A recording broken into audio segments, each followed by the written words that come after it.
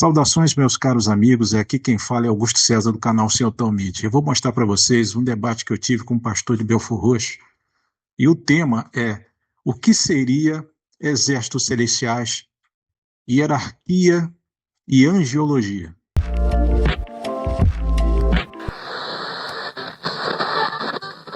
Aí, terra de Memegaço. Isso aí é a tradução em aramaico, hebraico, do grego, do judaico, do latim. Tá tudo aí, ó. A milícia de anjos, ou milícias celestiais, é a tradução original de exército celestial. Entendeu? Exército.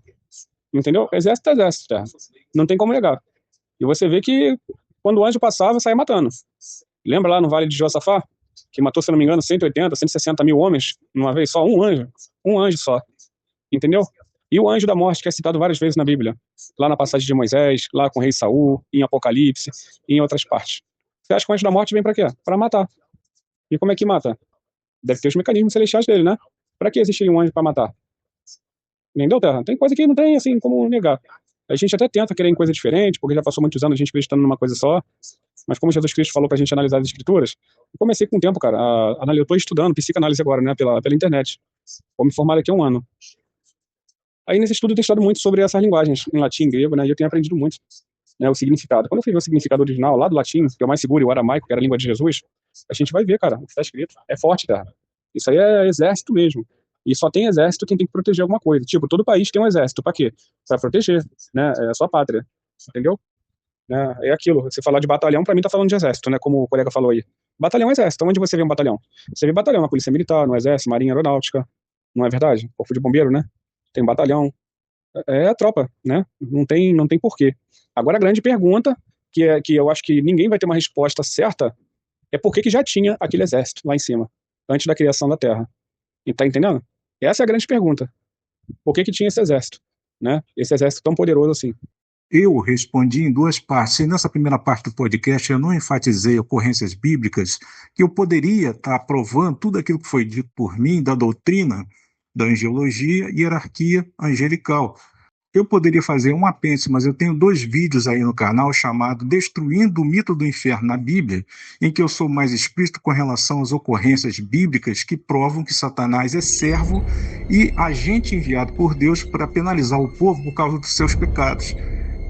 Satanás também incita e prova certas pessoas com relação a Deus, né?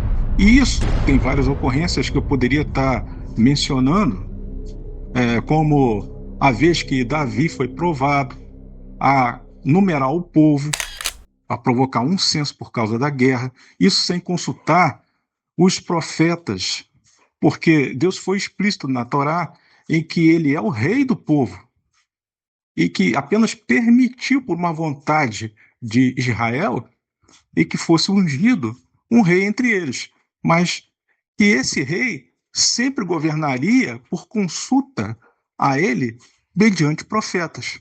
Isso não foi feito por Davi. Davi, então, sim, surgiu, deixou-se elevar a sua arrogância, né? Isso está no texto bíblico. E que por isso o povo foi penalizado pelo anjo da morte, aí, segundo a tradução em português. Isso, Satanás está por trás. Agora, Satanás não tem domínio próprio nem vontade própria, ele simplesmente está executando uma ordem divina. Então, a teologia cristã coloca Satanás como se fosse um Deus que se levantou diante do Eterno. Isso não é verdade.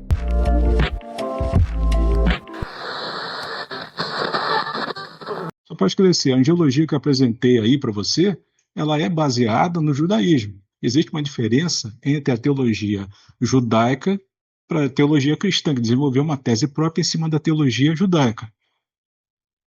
Na teologia cristã, foi desenvolvida uma proposta em cima do dualismo teísta. O que seria um dualismo teísta? O Deus da luz e da bondade contra o Deus das trevas e do mal, que seria o Satanás, que tem um domínio próprio, inclusive porque ele governa o submundo, ou seja, o inferno. Foi desenvolvido na teologia do inferno pela igreja medieval. O cristianismo até o segundo século não acreditava, muitos cristãos até o segundo século não acreditavam em inferno. Inclusive a palavra inferno só foi acrescentada à Bíblia a partir da edição da Vulgata Clementina. A Bíblia original de Jerônimo, Jerônimo traduziu a Bíblia para o latim. E nessa Bíblia de Jerônimo não tinha inferno, a palavra inferno, porque foi dessas duas palavras que todas as ocorrências eles verteram para a palavra inferno, para, no caso, ressaltar a teologia do inferno, proposta pelo Papa no século XV, aprovada pela Igreja no concílio, né? Então, é isso, meu irmão. Então, eles tinham que colocar isso na Bíblia. Então, todas as ocorrências que tinham na Vulgata de Jerônimo, Hades e Guena, viraram inferno. Não sei se você sabe disso. Muitos cristãos não sabem, ficam aí na ignorância, porque isso é omitido, isso é acobertado na teologia cristã, para que as pessoas não venham saber dessa maracutaia que a igreja fez. Então é isso, meu irmão. Por isso que nós temos que estudar. Então isso acaba confundindo, porque o Deus da teologia judaica, ele governa os anjos mais puros, né? Como o próprio Satanás e aqueles demônios lá mais sujos que tem para fazer esse tipo de papel, porque Satanás ele é enviado, porque ele tem o papel de promotor da corte celestial, ele se reúne com os outros anjos de luz, né? Acusa você, revela segredos, põe os seus podres todos diante de Deus, né? Porque ele tem o papel de promotor, de acusador da corte celestial, enquanto os anjos fazem o papel de defesa, né? E quem bate o martelo, né, e dá a decisão para que haja um castigo, né, sobre até uma nação toda, é Deus. Porque Deus controla tudo e todas as coisas. Ele é o criador do universo. Certo? Ele controla o anjo mais puro como aquela criatura mais imunda. Você entendeu? Não tem esse papo de ele ficar encastelado ali porque tem um anjo que quer destroná-lo. Ah, porque o anjo caído era príncipe, foi jogado por Miguel e virou Satanás. Não, isso tudo foi uma história medieval contada pela igreja. Isso se chama teologia do inferno. Isso é uma história medieval criada pela igreja. Isso não existe. Você entendeu? Distorceram o trecho da Bíblia, que ali era o rei de Tiro. Fizeram do rei de Tiro um Satanás caído. Que aqui dali foi uma metáfora usada pelo profeta, pelo Ezequiel. Foi assim que foi feita a teologia do inferno. A angelologia mostra que existe atributo nas funções de Satanás que os outros anjos de luz não têm. Os outros anjos de luz são incapazes de poder mentir e de fazer ardis como Satanás. Satanás, ele seduz a pessoa numa tentação para que ela caia, para que a pessoa seja aprovada por Deus. Os outros anjos não conseguem fazer isso. Porque o Satanás, ele é insensível, frio, calculista, e ele é carrasco. Na hora de matar, ele vai botar uma doença em você, ele vai te castigar, porque ele é o executor. Além de ser promotor, ele é o executor da corte celestial. Os outros anjos, ele atua no papel de defesa, apresentar a tua qualidade, não seus defeitos. É assim que tem essa balança do bem e do mal. Não existe mal sem o bem, e nem o bem sem o mal. Isso é o equilíbrio universal. O próprio Jó fala que Deus não é bom, ele é justo. E ele julga o universo. Existe a diferença entre a teologia cristã para a judaica. Eu achei até fofa a explicação desse rapaz aí, desse camarada. Filosófico. Mas agora, se você for levar mesmo ali, cara, né, para a Bíblia, isso aí é complexo, cara, porque é a mesma coisa que Deus expulsou do céu, condenou, tá punindo, aí de vez em quando obriga a fazer um trabalho, pede para fazer um trabalho, um favor. Você acha que Deus voltaria atrás para falar isso? Você lembra lá em Saul? Quando Saul começou a ser atormentado por um anjo, que está escrito que era da parte do Senhor. Aí vai, tipo assim, supor que de repente esse anjo da parte do Senhor é um ser lá do inferno que Deus pediu para ir lá atormentar Saul. Entendeu? É complexo demais esse tema aí, cara. Entendeu? Tem uma parte filosófica, esse senhor aí parece que ele tem uma certa sabedoria filosófica, né? Mas na prática mesmo, cara, bíblica, na dinâmica da Bíblia, não é assim não, meu irmão. É chapa quente, entendeu? E você sabe disso. Se você ler de Gênesis, meu irmão, até o final ali de Deuteronômios, você para, meu irmão.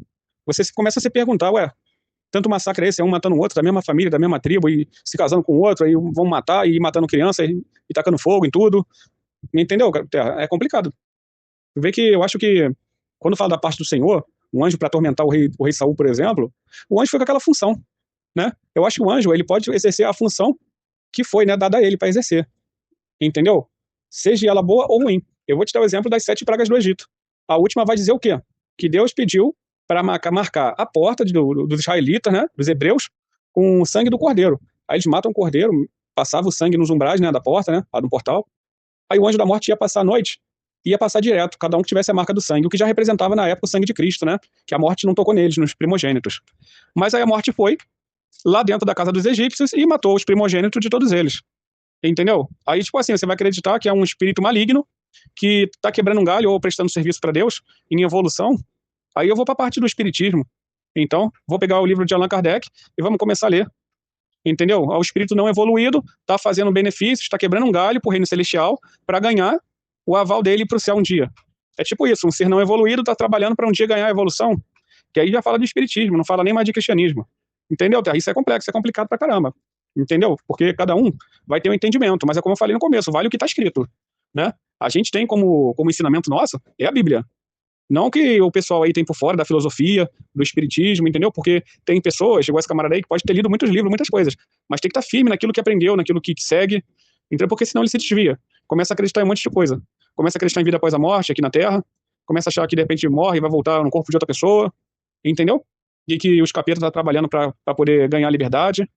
E a gente sabe que foram condenados para a morte, né? Que vai chegar o dia que todos eles vão ser destruídos. É o que diz a palavra, né? Será que ele concordou com você, não? Será que ele mandou áudio aí, ó?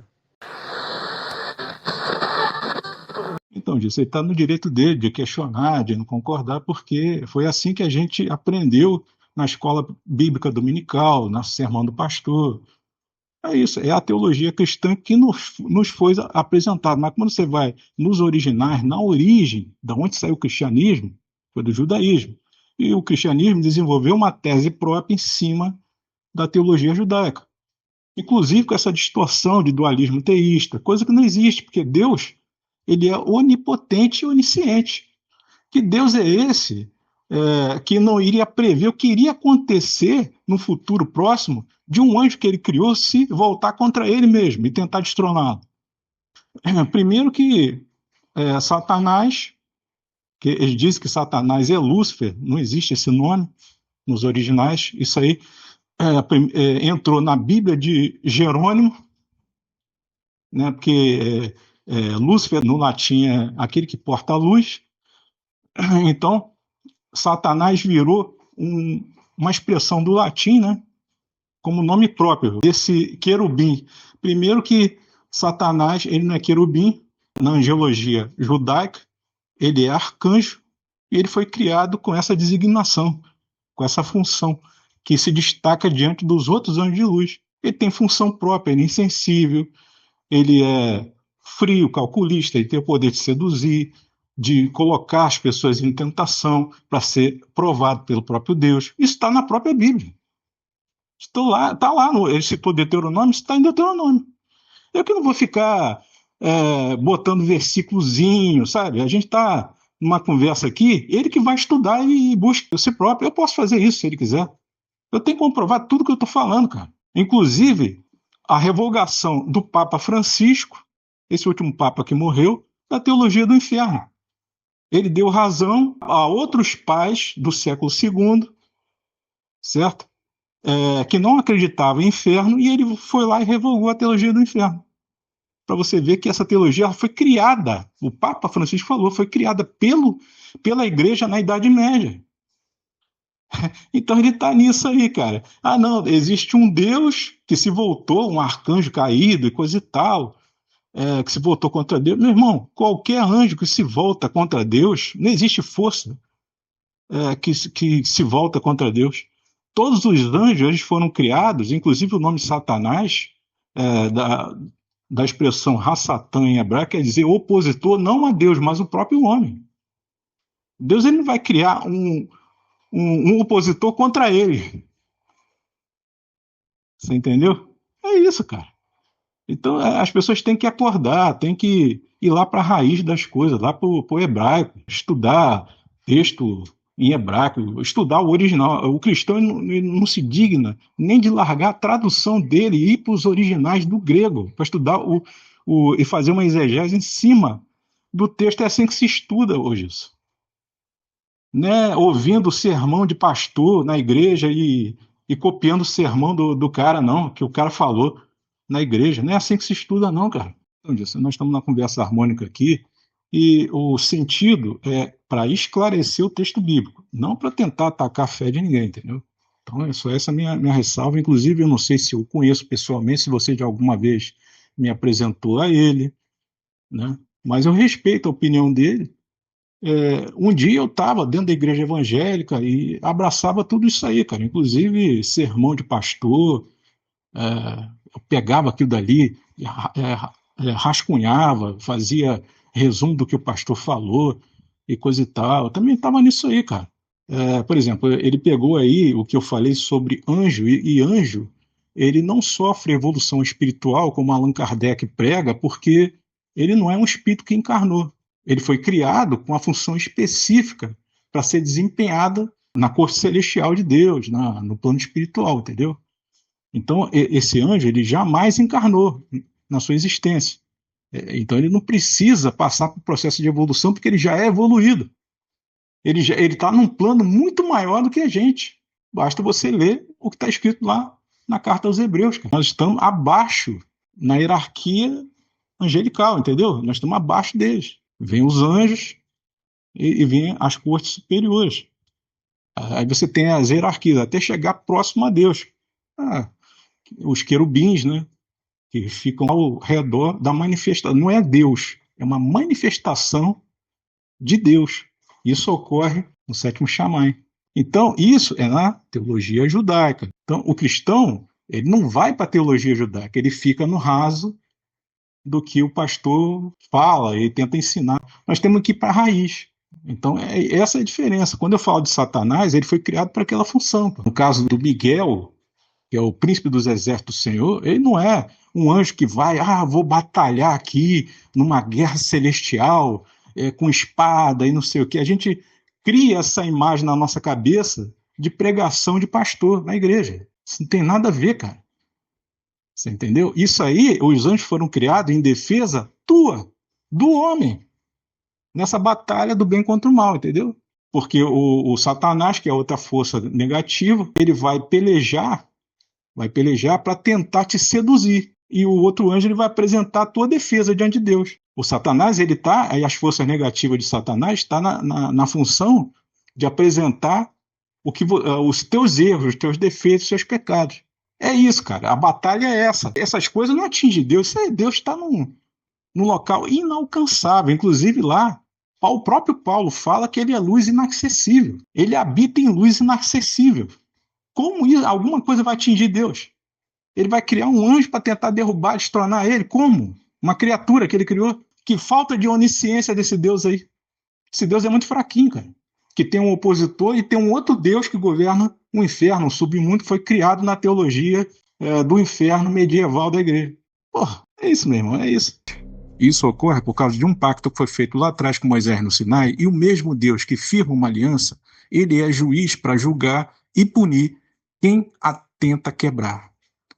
Então, meus amigos, tem um caso inusitado para deixar aí de demonstração para vocês podem pesquisar se vocês quiserem, que é a situação em que Deus testa Saul, que foi ungido rei de Israel por Samuel. Então, o que acontece? Por causa das suas transgressões, Saul, então, recebe pela parte de Deus um espírito maligno.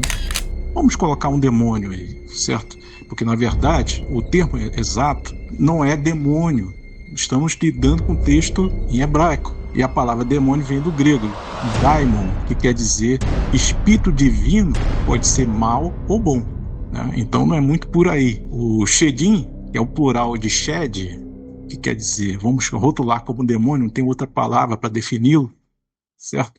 São espíritos malignos mesmo, e com uma função bem definida, e quem controla eles é Satanás, que é o chefe deles. Existe uma hierarquia entre eles, certo? Mas acima de todas está Satanás.